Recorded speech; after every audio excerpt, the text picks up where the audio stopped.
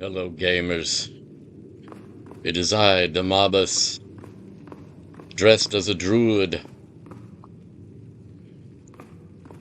My truest form. I want to tell a story about the druids and myself. It's a story mixed with the ancient ways of our ancestors, and a story about my own perceptions of myself in this world.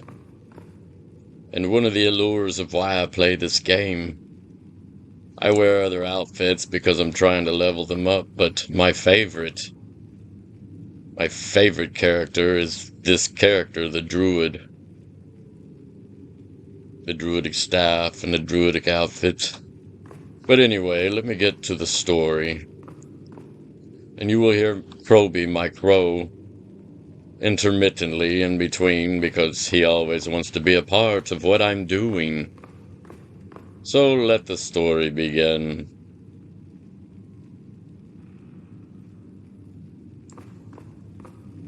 This is a story about a druid named Daemabus. It is titled Echoes of the Grove. At 50 summers, Daemabus stood within the heart of the ancient oak grove, his hands now weathered and wise, resting gently on the rough bark of a sentinel tree. The air, as always, hummed with unseen energies, a tapestry woven from the rustle of leaves, the murmur of hidden springs, and the deep, resonant echoes of time. Yes, Croby, I'm telling a story.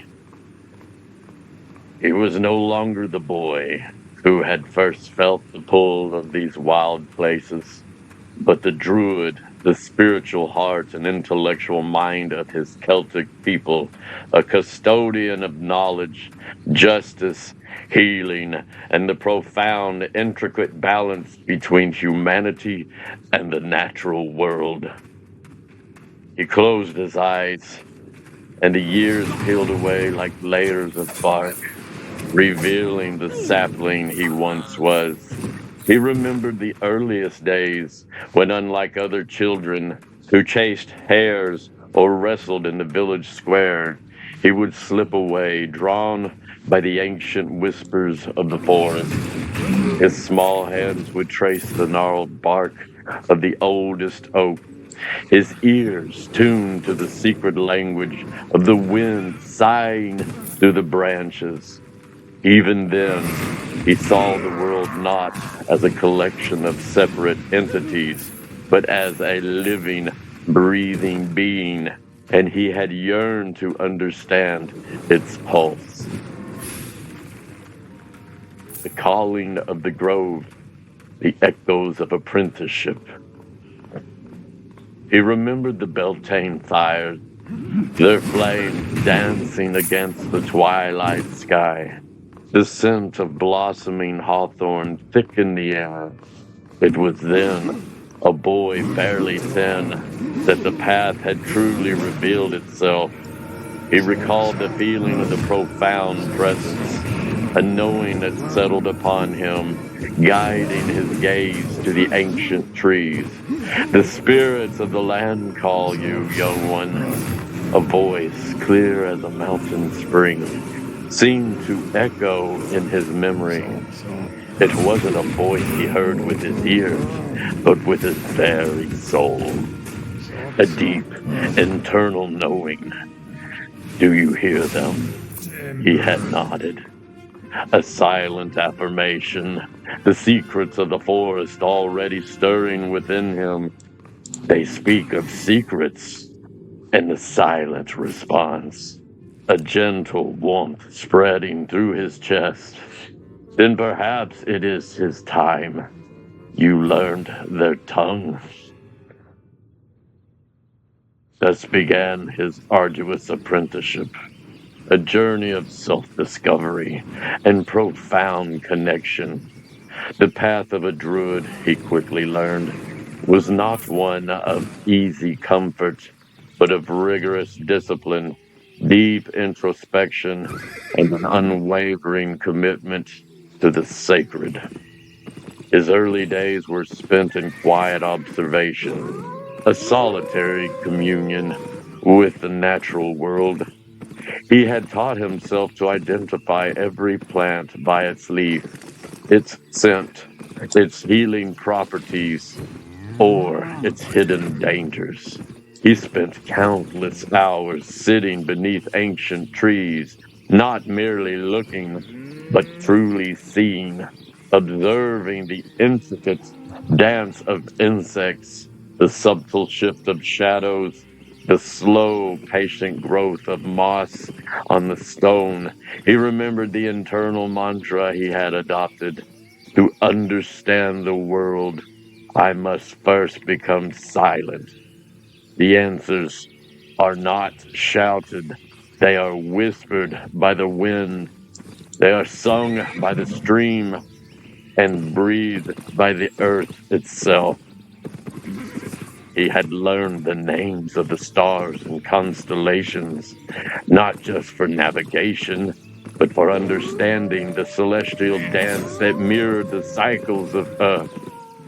He had taught himself to track the moon phases, to predict the solstices and equinoxes, for these were the sacred turning points of the year, moments when the veil between the worlds thinned and the energies of the cosmos were most potent. The depths of knowledge, a mind's vast repository. As he grew, his studies deepened, a solitary quest for wisdom. He knew the druids held no written texts. Their vast repository of knowledge was committed entirely to memory. This was not merely a tradition, but a core belief. True wisdom resided not on a page, but within the mind and the soul. He had spent years memorizing intricate genealogies, the ancient laws that governed tribal life, epic poems of heroes and gods, and the complex prophecies that guided his people through times of peace and conflict. Each story, each law, each verse was etched into his mind, a living library within him. He had come to understand the three realms of existence.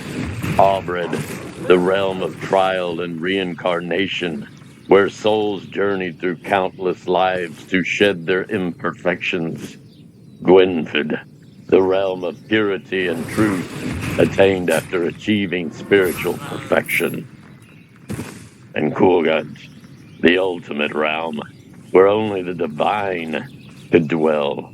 This belief in reincarnation of souls, ever learning and evolving, instilled in him a profound respect for all life. He saw a bird, a deer, even a humble beetle as potentially carrying the soul of an ancestor or a future kin. Death was not an end, but a transition, a necessary step in the eternal cycle of being. Every life is a lesson, he often reminded himself. Every breath, a gift. Every death, a promise of renewal. His training extended to the practical arts of healing, a skill he honed through the countless hours of experimentation and observation. He learned to prepare poultices from willow bark for pain, infusions of meadowsweet for fevers, and balms from comfrey, often stemmed from an imbalance within the individual or between the individual and their environment. His healing rituals often involve not just herbs, but guided meditations, chants, and the channeling of natural energies, all learned through internal practice and deep communion with the spirits of the plants. He also delved into the art of divination, a finely honed skill of observation and intuition.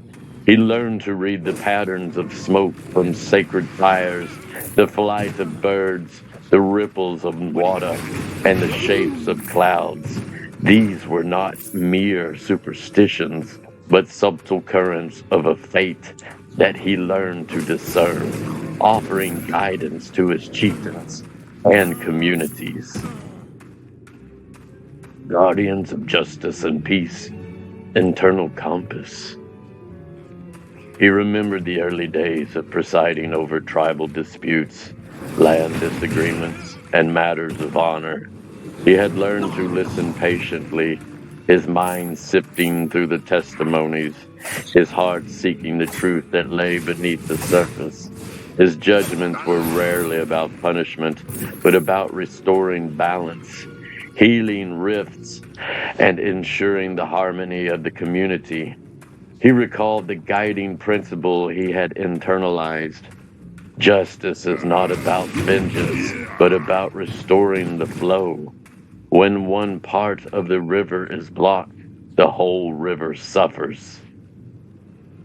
He had taught himself to meditate, to find common ground, and to guide opposing parties towards resolutions that honored the dignity of all involved. His authority came not from force, but from the deep respect his people held for his wisdom and integrity, a respect he had earned through years of impartial service. The sacred grove, a lifetime of practice. The heart of his existence remained the sacred grove, a clearing within the ancient forest dominated by magnificent oaks. These trees, with their deep roots and reaching branches, symbolize the connection between the underworld, the earthly realm, and the heavens. Mistletoe, a parasitic plant that grew on the oaks, was particularly revered, holding potent healing and protective powers that he had often called upon. He had participated in countless ceremonies within these groves, often as the sole officiant guiding his people. Each seasonal turning point was marked by elaborate rituals. At Samhain, the Celtic New Year, he would feel the veil between the living and the dead thin, guiding his people and honoring ancestors and preparing for the dormant winter months. At Imbolc, he celebrated the first stirrings of spring, the return of light, and the promise of a new life. Beltane ignited the fires of fertility and purification, marking the beginning of the pastoral year. And Ug Nasadash celebrated the harvest, a time of gratitude for the earth's bounty. During the solstices and equinoxes, he would gather his people at stone circles or natural formations, aligning them with the precise movements of the sun and moon. He would stand in silent communion, channeling the cosmic energies, ensuring the continued harmony of the world. He had learned to feel the subtle shifts in these energies, to draw strength from the earth beneath his feet and the vastness of the sky above. The test of the wild, a defining memory. He remembered vividly his final initiation 2 decades ago. He had been sent alone into the deepest, wildest part of the forest with only a small pouch of herbs and his staff. His task was not to survive, but to truly become one with the wilderness, to shed the last vestiges of his individual self and merge with the universal spirit. For 7 days and 7 nights he had wandered, fasting, meditating, and listening. He had faced his deepest fears, confronted his limitations, and experienced moments of profound clarity. He had spoken to the trees, not with words, but with his heart.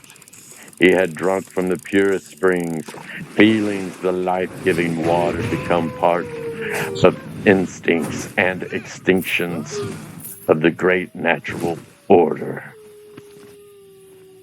On the final night, beneath the vast star-strewn sky, he had sat by a small fire, feeling the ancient pulse of the earth beneath him. He understood, with a clarity that transcended thought, that the divine was not separate from the world, but was the world.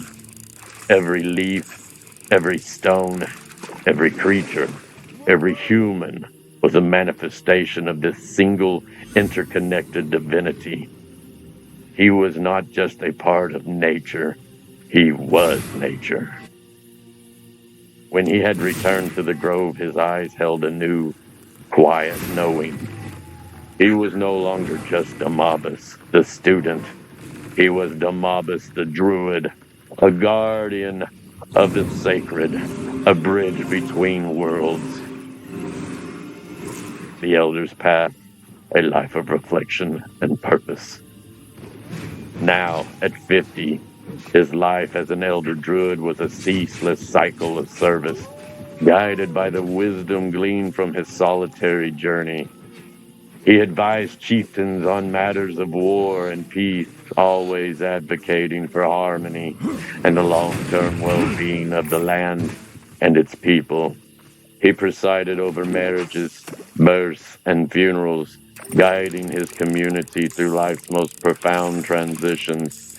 He continued to heal the sick, his hands now imbued with decades of experience and deep empathy for suffering. His bond with nature deepened with each passing year. He could predict the coming of storms by the scent of the air, the health of the harvest by the vigor of the saplings, and the mood of the forest by the calls of its creatures.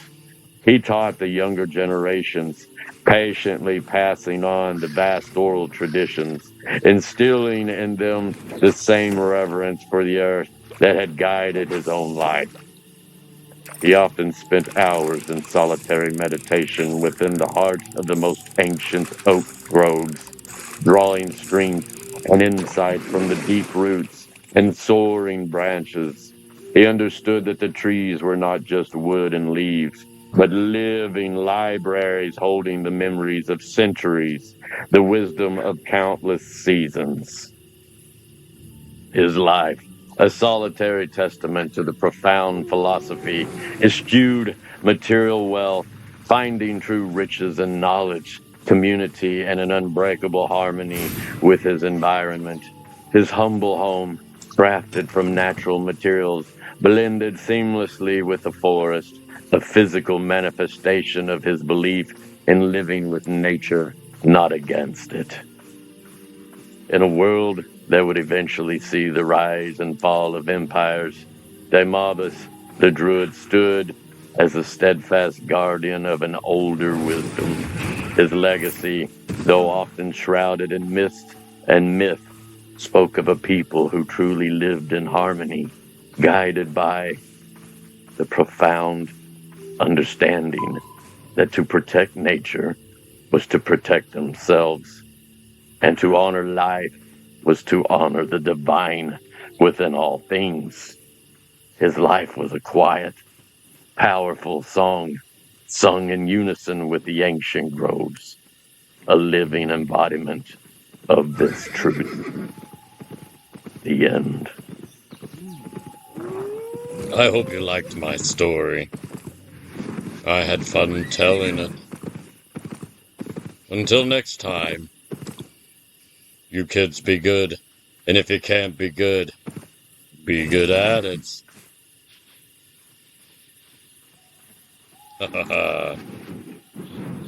Ooh, yeah.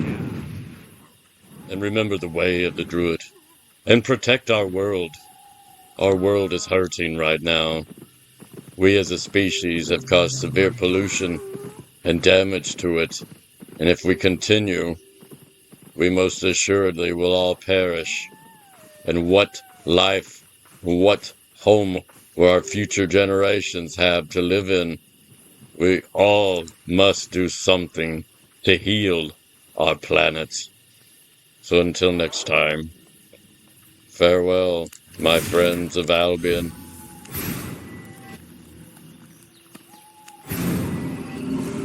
Heal the planet.